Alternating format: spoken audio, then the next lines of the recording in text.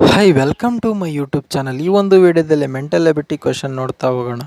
First question, ಒಂದು ಸೈಕಲನ್ನು 1600ಕ್ಕೆ ಖರೀದಿ ಮಾಡಿ ಹಾಗೂ 1400ಕ್ಕೆ ಮಾರಿದರೆ ನಷ್ಟದ ಶೇಕಡ ಎಷ್ಟು?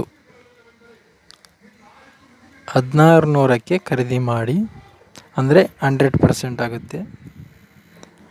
1400ಕ್ಕೆ ಎಷ್ಟು? 0 ಕ್ಯಾನ್ಸಲ್. ಒಂದು 16ಲೆ. ಹಾಗಾದರೆ ಎಷ್ಟು 16ಲೆ 1400?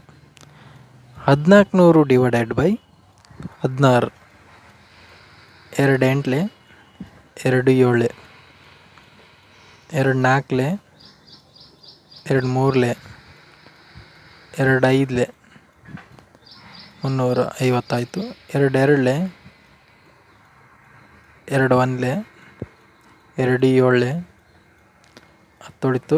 2 5ಲೆ, 2 1ಲೆ, 2 8ಲೆ, 2 7ಲೆ 0.5 ತೊಳಿತು. 87.5 ಆಯಿತು. 87.5 100ರಲ್ಲಿ ಮೈನಸ್ ಮಾಡಿದರೆ